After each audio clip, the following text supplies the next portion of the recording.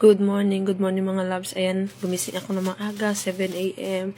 para magpack ng mga orders sa live natin kagabi. As in, ayan, magpapack na tayo mga loves dahil marami pa tayong ipapapak. Ayan, i-deliver natin yan ngayon. Tapos, wala kaming live sharing during Sunday. Nagsisimba po kami. As in, hindi po kami nagtitinda. Day off po namin. Ayan.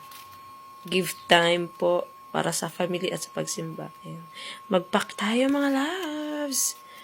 Ayan, salamat sa mga nag-check out ha. Ayan, starting pa po yan. Yes, thankful and blessed. Ayan, may mga buyers tayo, may mga suki na tayo sa Shopee. Ayan. Yung boses ko, kakagising ko lang kasi. Kakainis yung boses ng pagkagising, ganun.